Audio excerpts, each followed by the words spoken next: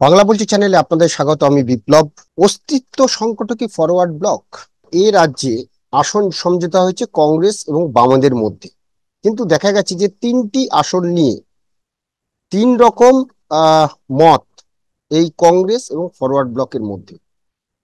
আমরা যদি দেখি যে বামেদের শরিক ফরওয়ার্ড ব্লক নেতৃত্বের দাবি ছিল, আজ থেকে নয়, তারা প্রায় মাস ছয়েক আগে থেকেই, যখন থেকে কংগ্রেসের সঙ্গে একটা আসন সমঝোতার কথা চলছে এ রাজ্যে, তখন থেকেই তারা কিন্তু একটা কথা, বিশেষ করে ফরওয়ার্ড ব্লকের যিনি এ রাজ্যের সাধারণ সম্পাদক নরেন চট্টোপাধ্যায়, তিনি কংগ্রেসের বিশ্বাসযোগ্যতা নিয়ে প্রশ্ন তুলেছেন। তিনি বারবার করে একটা কথা বলতেন যে কংগ্রেসের ভোট আমাদের দিকে আসে না, শিফট হয় না। কংগ্রেসের বিশ্বাসযোগ্যতা নিয়ে তিনি প্রশ্ন তুলেছিলেন। তাই তিন কেন্দ্র, অর্থাৎ বারাসাত, কোচবিহার এবং পুরুলিয়া, এই তিনটে কেন্দ্রে তারা দীর্ঘদিন ধরে দাবি করছিলেন যে তারা প্রার্থী দেবেন। কেন না, এই তিন আসন ফরওয়ার্ড ব্লকের কাছে ঐতিহ্যবাহী আসন। সাতের দশক থেকে লাগাতার এই তিন আসনে ফরওয়ার্ড ব্লক লড়ে আসছে। কিন্তু এখন প্রশ্ন হলো যে এইবারও এই লোকসভা ভোটে কোচবিহারে বামফ্রন্টের তরফে কংগ্রেসকে ছেড়ে দেওয়া হয়েছিল, কিন্তু সেই আসনে কোচবিহারে কংগ্রেসের প্রার্থী হয়েছে পিয়া রায়চৌধুরী। কিন্তু সেখানে ফরওয়ার্ড ব্লক জোট অর্থাৎ আসন সমঝোতা না মেনে সেখানে নীতিশ চন্দ্র রায়কে প্রার্থী করেছে। তাদের বক্তব্য যে এখানে বন্ধুত্বপূর্ণ লড়াই হবে, এখানে বামফ্রন্ট হিসেবে লড়ছে না, সিপিএম এর সঙ্গে কংগ্রেসের জোট হয়েছে, এখানে ফরওয়ার্ড ব্লক আলাদা লড়াই করবে। অন্যদিকে বারাসাতে তারা এককভাবে লড়াই করবে। বারাসাতে তাদের প্রথম প্রার্থী ছিল প্রবীর ঘোষ। দুদিন আগে সেই প্রবীর ঘোষকে বদলে দেওয়া হয়েছে, কারণ এই প্রবীর ঘোষ নাকি বিজেপির শিক্ষক সংগঠনের সঙ্গে জড়িত। তাই প্রবীর ঘোষকে প্রার্থী নিয়ে বামফ্রন্টের কাছে নানা রকম অভিযোগ আসে। তারপরে তাকে সেখানে প্রার্থী বদল করে ফরওয়ার্ড ব্লকের যে সেখানকার জেলা সম্পাদক সঞ্জীব চট্টোপাধ্যায়, যিনি এর আগেও বিধানসভা ভোটেও প্রার্থী হয়েছিলেন, সঞ্জীব চট্টোপাধ্যায়কে বারাসাত লোকসভা কেন্দ্রে প্রার্থী বদল করা হয়েছে। এখানে কিন্তু ফরওয়ার্ড ব্লক বামফ্রন্ট এবং কংগ্রেসের মধ্যে যে সমঝোতা, সে সমঝোতা অনুযায়ী লড়াই করছে। আবার যদি পুরুলিয়া আসনে যাই, পুরুলিয়া আসনে নেপাল মাহাতোকে কংগ্রেস প্রার্থী করেছে, কিন্তু সেখানে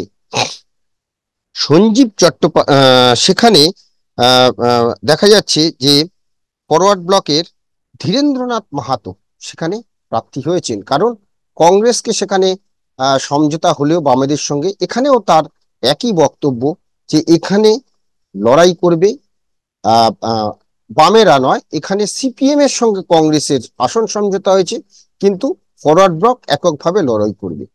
যেটা কোচবিহারের ক্ষেত্রে দেখেছিলাম যে কোচবিহারে কংগ্রেস প্রার্থী দিয়েছে, সেখানে ফরওয়ার্ড ব্লককে ছাড়া হয়েছিল, কিন্তু সেখানে তারা আহ আহ আহ, বামফ্রন্ট সেখানে বামফ্রন্টের সাথে অর্থাৎ কংগ্রেস সেই জোট মানেনি। মানে তিনটি কেন্দ্র নিয়ে তিন রকম। আমরা এই বিষয়ে কথা বলেছিলাম ফরওয়ার্ড ব্লকের যিনি রাজ্য সম্পাদক নরেন চট্টোপাধ্যায়ের সঙ্গে।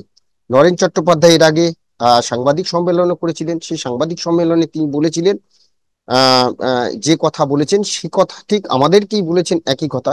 তো আমরা একটা প্রশ্ন করেছিলাম যে এই যে কংগ্রেসের সঙ্গে একটা বামেদের আসন সমঝোতা হলো, আপনারা যেমন কংগ্রেস মানলো না কোচবিহারে, কংগ্রেস মানলো বারাসাতে, আবার ফরওয়ার্ড ব্লক মানলো না পুরুলিয়ায়, এই যে একটা জোটের যে সেই জোটের ঘোটে কর্মী সমর্থকরা তো বটেই, একদিকে কংগ্রেসের, একদিকে বামেদের, একদিকে ফরওয়ার্ড ব্লকের।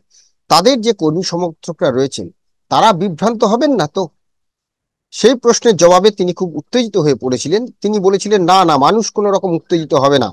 মানুষের লড়াই, সে লড়াইয়ে মানুষ সাথ দেবে। বিজেপি এবং তৃণমূলের বিরুদ্ধে এই লড়াইয়ে মানুষ আমাদের দিকেই থাকবে। তো জানি না, যে ফরওয়ার্ড ব্লক যেটা বলছিলাম প্রথম শুরুতেই, যে ঐতিহ্যগতভাবে দীর্ঘদিন ধরে এই তিনটি আসনে লড়াই করছে। কিন্তু প্রশ্ন হলো যে যদি আমরা দেখি যে এই রাজ্য থেকে তো বামফ্রন্ট শূন্য হয়ে গেছে, বামফ্রন্টের অস্তিত্ব কোথায়? তাও সিপিএম এর একটা সংগঠন রয়েছে, কিন্তু ফরওয়ার্ড ব্লক এই তিনটি আসনের কথা বলছি, সেখানে ফরওয়ার্ড ব্লক টিম টিম করে জ্বলছে। তারা কিভাবে আহ সেই মানে ঐতিহ্যর কথা মাথায় রেখে এইভাবে একটা আসন সমঝোতা বলা যায় বা জোট বলা যায়, সেটাকে একটা ভোটে পরিণত করলো। এইটা কি আগামী দিনে কোথাও একটা মানে এই যে দলের যে সংগঠন, সেই সংগঠনের উপর বিরূপ প্রতিক্রিয়া পড়বে না? কারণ যদি আমরা দেখি, তিনি বলছেন কংগ্রেসের ভোট আমাদের দিকে শিফট হয় না। তিনি এই কথা বলে তাহলে তো বারাসাতে যারা কংগ্রেস কর্মী রয়েছেন তাদেরকে একদিকে কাঠগড়ায় তুলে ফেললেন। তারা কেন তাহলে সঞ্জীব চট্টোপাধ্যায়কে ভোট দেবেন, অর্থাৎ সেখানকার যিনি ফরওয়ার্ড ব্লকের প্রার্থী, তারা কেন সেখানে ভোট দেবেন? তারা নিশ্চয়ই হয় কংগ্রেসকে ভোট দেবে, তৃণমূলকে ভোট দেবেন, নয় বিজেপির দিকে সেই ভোট শিফট হবে। অর্থাৎ এই যে একটা জোটের ঘোট তারা নিজেরাই বানাচ্ছেন। কখনো বলছেন, কখনো এক একটা কেন্দ্রে এক একটা রকম, কখনো বলছেন যে ঐতিহ্যগতভাবে আমরা থাকবো। কংগ্রেসেও বলিহারি যে যখন আমরা কোচবিহার কেন্দ্রে সেখানে বামফ্রন্টের তরফে ধীরেন্দ্রনাথ মাহাতো ফরওয়ার্ড ব্লকের প্রার্থী দেওয়া হয়েছে। সত্যি আমরা যদি দেখি, কোচবিহার কিন্তু এক সময়ে ফরওয়ার্ড ব্লকের গড় ছিল। সেখান থেকে ফরওয়ার্ড ব্লকের বিধায়ক পাওয়া গেছিল, সাংসদ পাওয়া গেছিল। তা সেই ফরওয়ার্ড ব্লক আজকে হয়তো সেখানে অস্তিত্ব সংকটে ভুগছে, কিন্তু তবুও তাদের সেই অস্তিত্ব বজায় রাখতেই তারা সেই আসনটি চেয়েছিল, সেই আসনটি দেওয়া হয়েছিল। কিন্তু কংগ্রেস সেখানে আবার কি করলো, যে পিয়া রায়চৌধুরীকে প্রার্থী করে সেই আসন সমঝোতা ভেঙে দিল। যার ফলে পুরুলিয়া আসনটিও কংগ্রেস সেখানে প্রার্থী দিচ্ছে নেপাল মাহাতোকে, সেখানে ফরওয়ার্ড ব্লক গিয়ে ধীরেন্দ্রনাথ মাহাতোকে প্রার্থী করে দিল।